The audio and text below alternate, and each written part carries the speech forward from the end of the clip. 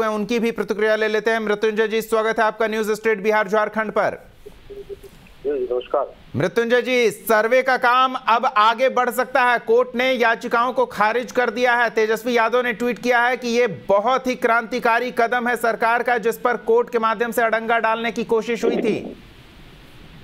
देखिए, क्या है कि जनगणना के बारे में पहले भी मत भारतीय जनता पार्टी का रहा है जी कि जनगणना से हम किसी चीज का समाधान नहीं निकाल सकते।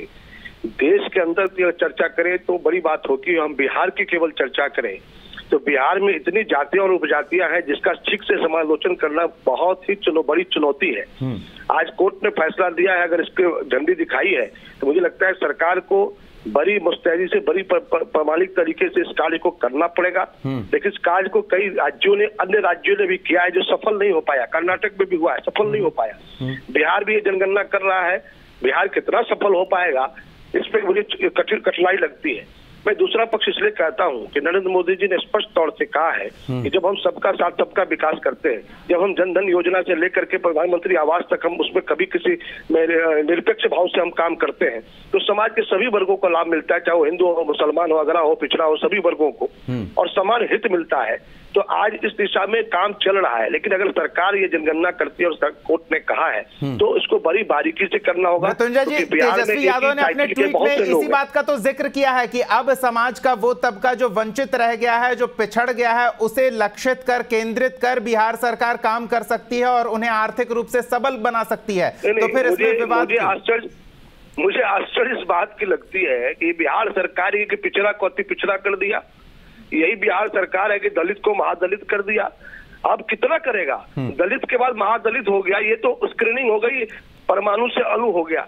अब आप कितना ले जाने चाहते हैं, मॉलिक्यूल्स बनाना चाहते हैं जाति को? तो टुकड़े टुकड़े में विचार तो पहले से सरकार कर ही रही थी। तो मैं एक जरूर कहूंगा कि सरकार जिस स्टंट को लाना चाहती है वो चाहती है कि समाज में इस प्रकार की बातें करके हमको एक मैंडेट मिलेगा। तो ये मुझे लगता है इसमें सफल नहीं हो पाएगा। सरकार की क्या मंशा है? मृत्युंजय जी, बीच में टोकने के लिए माफी चाहूंगा, लेकिन सरकार की जो मंशा है तेजस्वी यादव के ट्वीट में वो झलक रही है। वो तो ये भी कह रहे हैं ना कि केंद्र की सरकार क्यों नहीं मदद कर रही है, केंद्र की सरकार पूरे देश में कराए, सिर्फ बिहार में क्यों हो? देखिए हम तेजस्वी यादव जी के बुद्धिमत्ता पर नहीं बोलेंगे। जो खुद नॉन मैट्रिक व्यक्ति हो उसकी कितनी समझ होगी। सरकार में, सत्ता में मंत्री मुख्यमंत्री होना अलग बात है, लेकिन आज जिस प्रकार की अगर समालोचना की बात करेंगे, आप लोकतंत्र के चौथे प्रहरी हैं, आप भी इस विषय का मूल्यांकन जब करेंगे तो यह स्पष्ट रूप से दिखाई देगा कि बिहार तो पहले जातिगत रूप से कई टुकड़ों में विभक्त होकर सरकार काम कर रही थी। 4 डिसमिल जमीन देने की बात महादलितों को दे रही थी।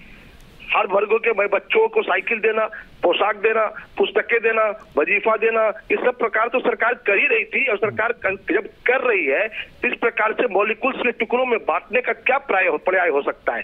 तो निश्चित रूप से सरकार का यह मत है कि कहीं न कोई चाह रही है कि हम इस प्रकार की बातें करके शायद जनमत बढ़ा ले। मुझे लगता है केवल इससे जनमत नहीं बढ़ सकता है। लेकिन तेजस्वी यादव ने तो साफ ऑफर दिया है ना कि केंद्र सरकार अगर इससे जनमत ही बढ़ती है तो केंद्र सरकार इस दिशा में क्यों नहीं पहल करती है? बहरहाल